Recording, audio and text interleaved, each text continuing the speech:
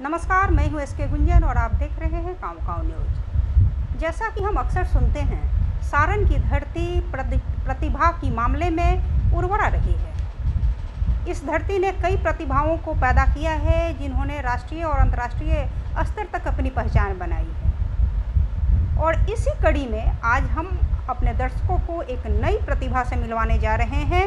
इस बार जी एडवांस के परीक्षा में सारण की धरती से कई छात्रों ने बाजी मारी है और इसी में से एक हैं प्रत्युष कुमार, जिन्होंने जी एडवांस के परीक्षा में अपने दूसरे प्रयास में अच्छा रैंक लाया है और सारण की धरती को फिर एक नई पहचान दी है।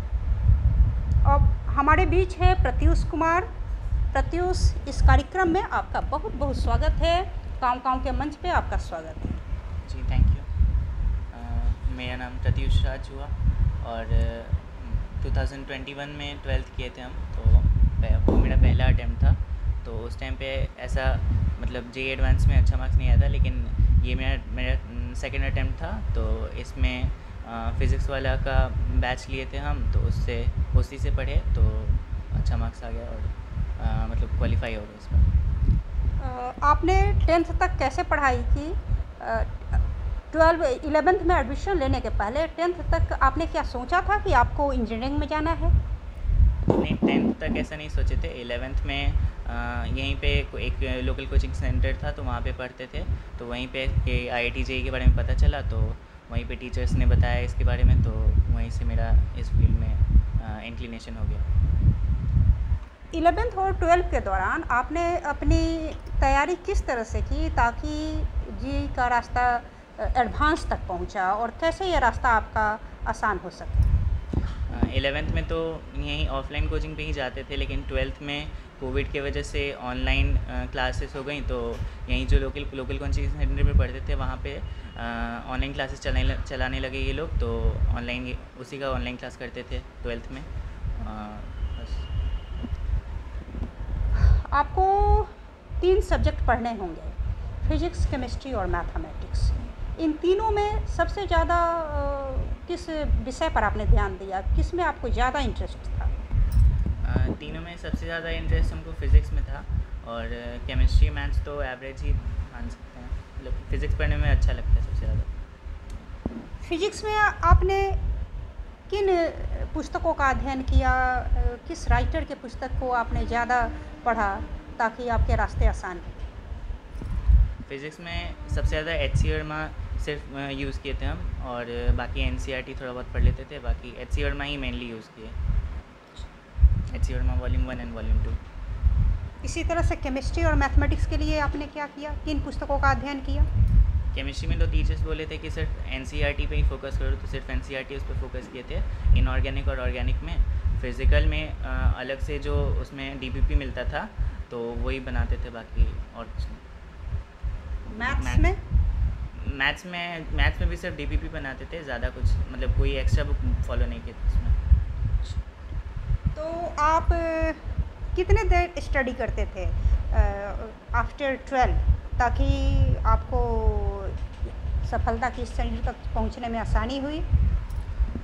ऐसे टाइम देख के तो नहीं, मतलब जितने देर जग रहे थे और बाकी काम नहीं करते तो उतनी देर पढ़ ही रहते थे। मतलब खाना पीना या फिर इधर उधर थोड़ा टहलने के अलावा पढ़ ही रहते हैं। ऐसे टाइम देख के नहीं पढ़ रहे थे।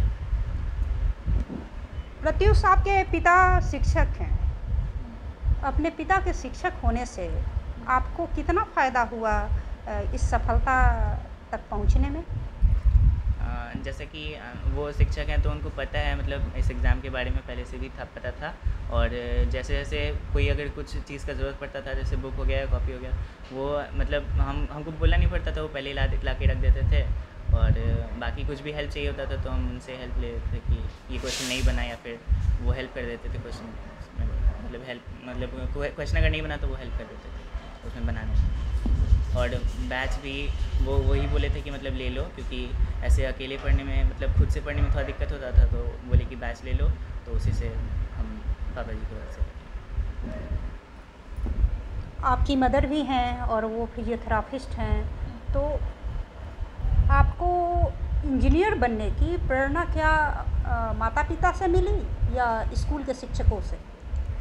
नहीं, माता पिता ने तो कभी ऐसा बोला नहीं कि इंजीनियर बनना है, ऐसे मुझे साइंटिस्ट बनना था।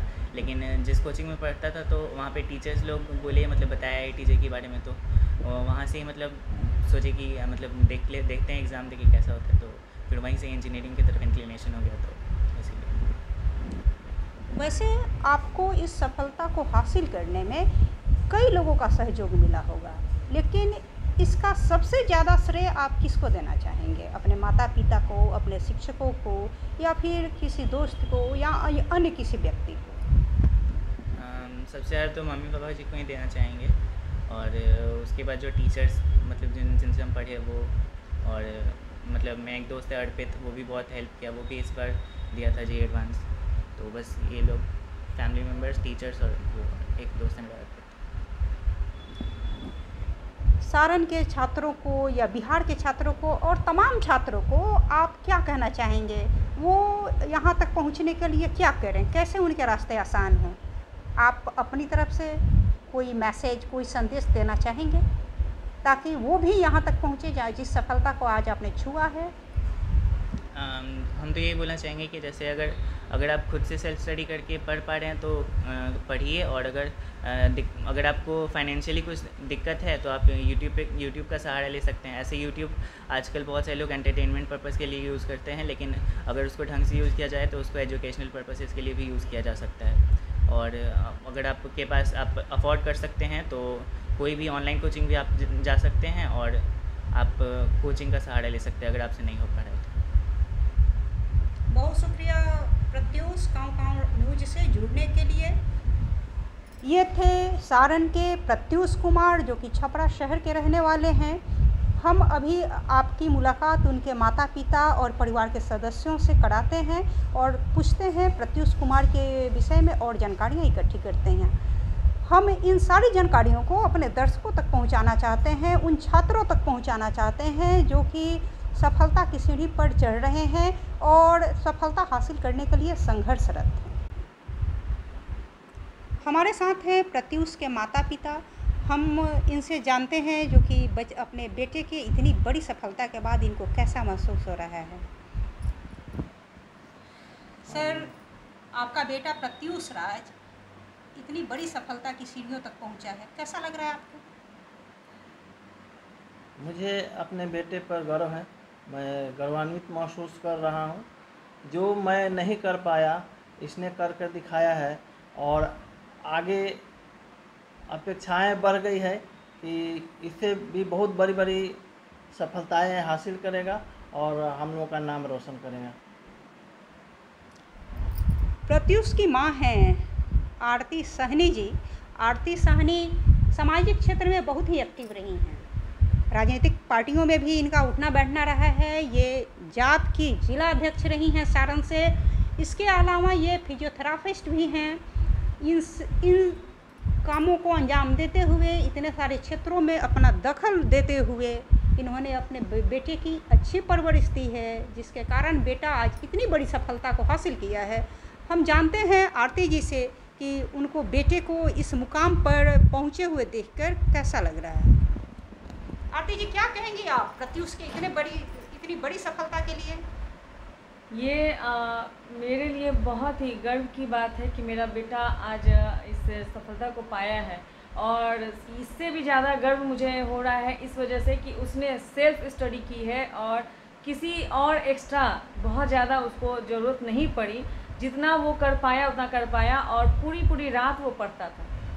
उसने इतनी कड़ी मेहनत करी है, उस मेहनत का ही फल है कि जो उसको मिला है, और उसके लिए मुझे बस यही उम्मीद है उसके साथ कि वो आगे जो कुछ भी पाना चाहता है वो उसको मिले। यही इस वर्ष मैं प्रार्थना करती हूँ। मैं आपसे एक सवाल करना चाहती हूँ। मेरा सवाल ये है कि आप एक माँ हैं, आपने अपने बच्चे को राह दिखाई है और ताकि आपका बच्चा यहाँ तक पहुँचा है। आप तमाम मदर्स जो हैं, समाज में बहुत सारी माताएं हैं जो कि अपने बच्चे को अच्छे मुकाम पर पहुंचाना चाहती हैं, और बहुत सारी क्या हर माँ चाहती है कि मेरा बेटा, मेरी बेटी सफलता की सीढ़ियों पर चढ़े। आप उन माँओं के लिए क्या संदेश देना चाहती हैं? क्या कहेंगी आप? वो कैसे करें अपने बच्चों का लालन पालन, कैसे बच्चे को यहाँ तक पहुँचाएँ? देखिए, हर माँ का ये सपना तो ज़रूर होता है कि मेरा बच्चा अच्छा करे, अच्छे रास्ते पे चले। और लेकिन मैं फिर भी यही कहना चाहूँगी, बच्चों को कभी भी बंदिशों में ना बांधें। उसको जो भी करना चाहता है उसको फ्री छोड़ दें। बस इतना ध्यान रखें कि वो गलत रास्ते पे नहीं जा रहा है, कुछ गलत नहीं कर रहा है। और अगर बचपन से ही बच्चे को कुछ भी गलत करने के लिए अगर थोड़ा सा टोकना भी पड़े तो ज़रूर टोकें, ताकि उसको ये एहसास हो कि वो उसने जो किया है वो गलत कर रहा है, और उसको उसकी ज़िम्मेदारी आ जाए कि नहीं, मुझे ये गलत कर रहा हूँ, मुझे ये सही करना चाहिए। और सही शिक्षा दें, सबका सम्मान करना सिखाएं, और सबके लिए उसके मन में ये भावना दे कि वो सभी महिलाओं का एक समान सम्मान करे और उनके इज्जत करे, और उनके साथ अगर उनको कोई भी वर्क करना पड़े तो उनको सम्मान के साथ ही उनके साथ वर्क करें। यही मेरा सपना है, यही मेरा सोच है कि महिलाओं का सम्मान करें। इसलिए हर माँ को अपने बेटे को ये शिक्षा ज़रूर देनी चाहिए कि किसी भी महिला का सम्मान बहुत ज़रूरी होता है। ये थी प्रत्युष राज की माँ आरती साहनी जी। इन्होंने कहा है जो कि हर माँ को अपने बेटे को इतनी शिक्षा ज़रूर देनी चाहिए ताकि वो समाज के सभी महिलाओं का सम्मान करे, और इसके लिए आरती जी को बहुत बहुत धन्यवाद। अगर सारी माताएं इस तरह की सोच की हो जाएं तो शायद समाज में महिलाओं के प्रति बढ़ता अपराध का दर घट जाए। हमारे साथ प्रत्युष राज की बहन भी है जो कि 12वीं की छात्रा है। आइए, शुभांगी नाम है इसका। हम शुभांगी से पूछते हैं जो कि भाई को यहाँ तक पहुँचा हुआ देखकर कि वो कैसा महसूस कर रही है और उसके आगे के अपने सपने क्या हैं। शुभांगी, आप ये बताएं कि प्रत्युष यहाँ तक पहुँचा है, उसने कड़ी मेहनत की है, आगे आपका क्या लक्ष्य है? भैया इतना अच्छा किए हैं तो सब लोग सोचता है कि हम भी वैसा करें, तो हमको बस इतना ही करना है कि भैया से अच्छा लाना है कैसे भी, और हम लाएंगे और होगा, ज़रूर होगा। और भैया IIT से दे रहे हैं मैथ्स लेके, और मैथ्स हमको उतना अच्छा नहीं लगता है तो हम बायो लिए थे, और बायो से दे रहे हैं तो हम नीट का तैयारी कर रहे हैं, तो देखते हैं, तैयारी तो चल रहा है। तो ये थे प्रत्युष, सारण से, छपरा के रहने वाले हैं ये। इन्होंने IIT एडवांस में अपनी सफलता हासिल की है और साथ में इनके परिवार के लोग थे। फिर हम आगे अगली कड़ी में सारण के एक और प्रतिभा से आपको मिलवाएंगे। तब तक हमें दें इजाज़त।